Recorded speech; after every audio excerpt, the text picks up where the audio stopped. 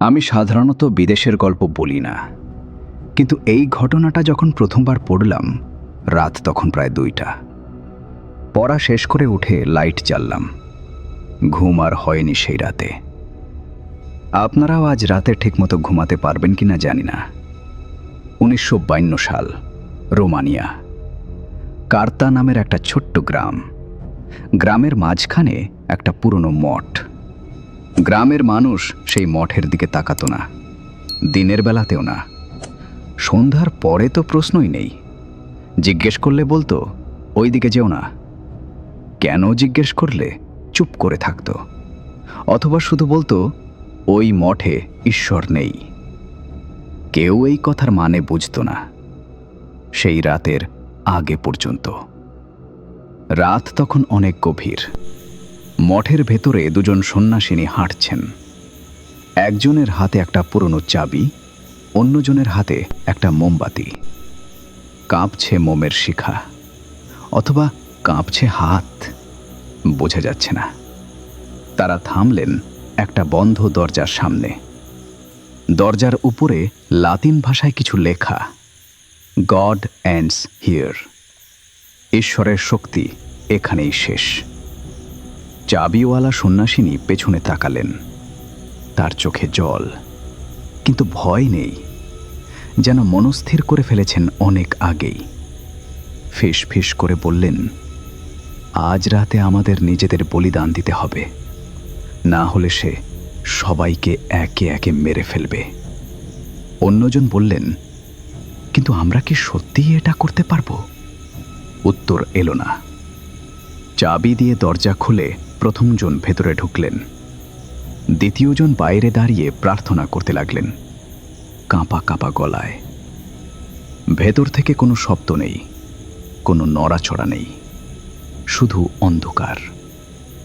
তারপর তৃতীয়জন দেখলেন, সেই অন্ধকারের মধ্যে কিছু একটা নড়ছে, কালো, বিশাল, মানুষের মতো আকৃতি, কিন্তু মানুষ না। ধীরে ধীরে এগিয়ে আসছে। দ্বিতীয় সন্ন্যাসিনী দৌড় দিলেন। মঠের সবচেয়ে উঁচু জানলার কাছে গেলেন। একবার পেছনে তাকালেন। সেই কালো অবয়ব তখনও আসছে, থামছে না। সন্ন্যাসিনী চোখ বন্ধ করলেন, লাফ দিলেন। পরদিন ভোরবেলা একজন কৃষক মঠের সামনে দিয়ে যাচ্ছিলেন। মঠের মূল দরজার সামনে কিছু একটা ঝুলছে। কাছে গেলেন। একজন সন্ন্যাসিনী দড়িতে ঝুলছেন, কিন্তু তার চোখ খোলা। আর সেই খোলা চোখে কোনো ভয় নেই, যেন মৃত্যুতে তিনি শান্তি পেয়েছেন। কৃষক দৌড় দিলেন। ভ্যাটিকানে খবর পৌঁছালে বিশপ দুজনকে ডাকলেন। প্রথমজন ফাদার অ্যান্থনি বাক, বয়স্ক, অভিজ্ঞ, জীবনে অনেক ভূত তাড়ানোর আচার করেছেন, কিন্তু চোখের কোণে একটা পুরনো ব্যথা আছে, যেটা কখনো যায় না। দ্বিতীয়জন সিস্টার আইরিন, তরুণ, কিন্তু সাধারণ না। তার একটা ক্ষমতা আছে যেটা কাউকে বলেন না।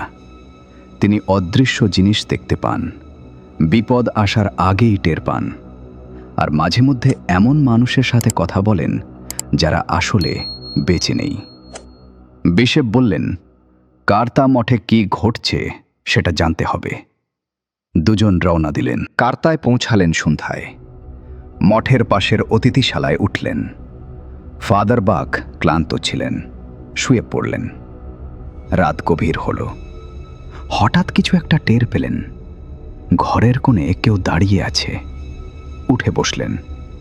একটা ছেলে, বয়স 10-12 মতো, ফ্যাকাশে মুখ, চোখ বড় বড়, এক দৃষ্টিতে তাকিয়ে আছে।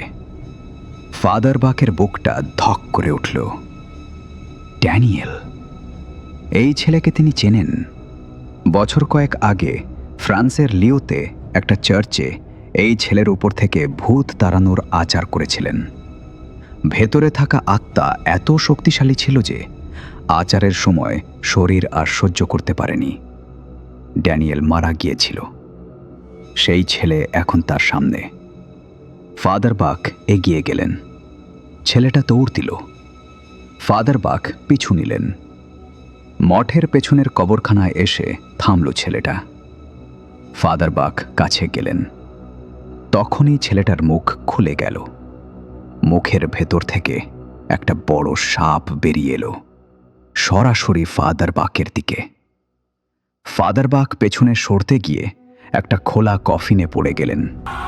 কফিনের ঢাকনা ধীরে ধীরে বন্ধ হতে লাগল। ফাদার বাক হাত দিয়ে ঠেলছেন, খুলছে না। সেই মুহূর্তে অতিথিশালায় সিস্টার আইরিন চমকে উঠলেন। ঘুমের মধ্যে দেখলেন ফাদার বাক অন্ধকারে আটকে আছেন। তিনি উঠলেন, বেরিয়ে গেলেন, কবরখানায় এলেন, চোখ বন্ধ করলেন। তার ভেতরের ক্ষমতা কাজ করতে লাগল। একটা কফিন খুঁজে পেলেন, ঢাকনা খুললেন। ফাদার বাক বেরিয়ে এলেন, শ্বাস নিলেন। কফিনের ভেতরে একটা কঙ্কাল আর কিছু পুরনো বই, হাতে লেখা, পাতা হলুদ হয়ে গেছে। দুজন বইগুলো নিয়ে ফিরে গেলেন। পরদিন ফাদার বাক বইগুলো পড়তে লাগলেন। সিস্টার আইরিন মঠের ভেতরে গেলেন। সেখানে একজন সন্ন্যাসিনীর সাথে দেখা হলো। নাম সিস্টার ওয়ানা। শান্ত মুখ, কথা বলছেন স্বাভাবিকভাবে। বললেন এই মঠের পুরো ইতিহাস। অনেক বছর আগে এই জায়গায় একটা প্রাসাদ ছিল। কার্তার রাজা শয়তানের উপাসক ছিলেন। প্রতি রাতে মানুষ বলি দিতেন। একদিন প্রাসাদের মেঝে ফেটে গেল। নরকের একটা দরজা খুলে গেল। সেই দরজা থেকে কিছু একটা বেরিয়ে আসতে শুরু করল। তখন চার্চের সৈন্যরা এসে রাজাকে হত্যা করল। যিশুর রক্তের শক্তিতে সেই দরজা বন্ধ হল। আত্মা আটকে গেল। কিন্তু দ্বিতীয় বিশ্বযুদ্ধে বোমার আঘাতে মঠের দেয়াল ভেঙে গেল। দরজা আবার খুলে গেল।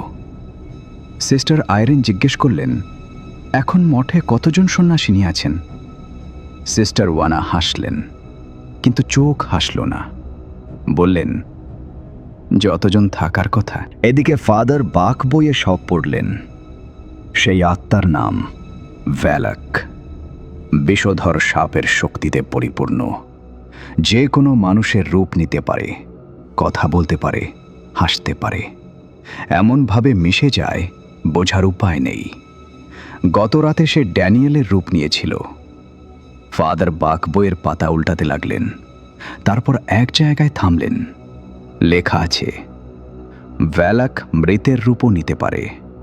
এমন মানুষের রূপ যাকে আপনি চেনেন, যাকে আপনি বিশ্বাস করেন।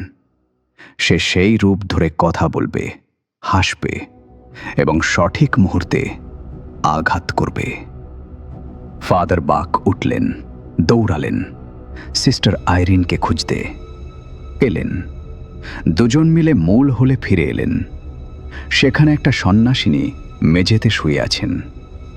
সিস্টার আইরিন এগিয়ে গেলেন, মুখটা দেখলেন। সিস্টার ওয়ানা, মৃত, ঠান্ডা, শক্ত, অনেকক্ষণ আগে মারা গেছেন। সিস্টার আইরিন পেছনে সরে গেলেন। তাহলে এতক্ষণ তিনি কার সাথে কথা বলছিলেন?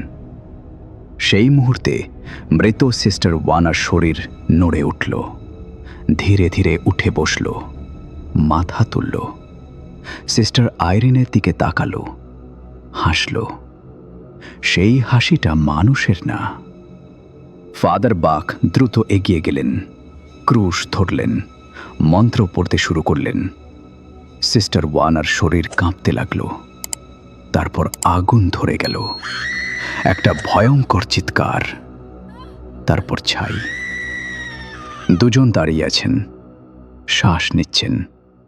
ফাদার বাক বললেন, এই মঠে আর কোনো জীবিত মানুষ নেই।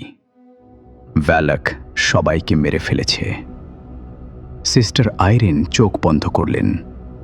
তার ভেতরের ক্ষমতা কাজ করতে লাগল। কিছু একটা অনুভব করলেন। চোখ খুললেন, বললেন, একটা চাবি আছে। সেই চাবি দিয়ে একটা বাক্স খুলবে। সেই বাক্সে যিশুর রক্ত। ফাদার বাক বললেন, সেটাই একমাত্র জিনিস যা ভ্যালাককে ধ্বংস করতে পারবে। মঠের গভীরে একটা গোপন কক্ষ। দুজন সেখানে পৌঁছালেন, বাক্স পেলেন। সিস্টার আইরিন বাক্স খুলতে যাবেন, তখন পেছন থেকে ঠান্ডা বাতাস এলো, আলো নিভে গেল। অন্ধকারের মধ্যে দুটো লাল চোখ জ্বলে উঠল। ভ্যালাক। কোনো কথা নেই, কোনো সতর্কবার্তা নেই, সরাসরি ফাদার বাককে দেয়ালে ছুঁড়ে মারল। ফাদার বাক পড়ে গেলেন, উঠতে পারছেন না। ভ্যালাক এগিয়ে গেল সিস্টার আইরিনের দিকে, ঠান্ডা আঙুল দিয়ে গলা চেপে ধরল, উপরে তুলল। সিস্টার আইরিনের শ্বাস বন্ধ হয়ে আসছে, চোখ ঝাপসা হয়ে যাচ্ছে। হাতে বাক্সটা। শেষ শক্তিতে বাক্সটা উল্টে দিলেন। যিশুর রক্ত সরাসরি পড়ল ভ্যালাকের উপর। একটা মুহূর্ত, তারপর ভ্যালাকের শরীরে আগুন ধরে গেল। সেই চিৎকার মানুষের না, এত বছর ধরে আটকে থাকা একটা শয়তানের শেষ চিৎকার। তারপর নীরবতা, চিরতরে। কার্তার সেই মঠ সেই রাতের পর পবিত্র হয়ে গেল। সিস্টার আইরিন এবং ফাদার বাক জীবিত ফিরলেন। গ্রামের মানুষ আবার মঠের পাশ দিয়ে হাঁটতে লাগলো। কিন্তু একটা জিনিস রয়ে গেছে, সেই বন্ধ দরজাটা এবং সেই লেখাটা, গড এন্ডস হিয়ার। কেউ সেই দরজা ভাঙেনি, কেউ সেই লেখা মুছে দেয়নি। কারণ যারা জানেন তারা বলেন, কিছু দরজা বন্ধ রাখাই ভালো। এই গল্প শুনে আপনার কেমন লাগলো সেটা নিচে কমেন্টে জানান। ভ্যালাক সম্পর্কে আপনি আগে জানতেন? কমেন্টে বলুন। ভিডিওটা ভালো লাগলে একটা লাইক দিন, বন্ধুদের সাথে শেয়ার করুন। এখনও সাবস্ক্রাইব না করে থাকলে এখনই করুন। পাশের বেল আইকনটা চাপুন। প্রতি সপ্তাহে নতুন ভয়ের গল্প নিয়ে আসব। ভালো থাকবেন, সাবধানে থাকবেন, আর কোথাও দরজার উপরে কোনো লেখা দেখলে পড়ার আগে একটু ভাবুন, কারণ কিছু সতর্ক বার্তা আছে যেগুলো পড়তে নেই।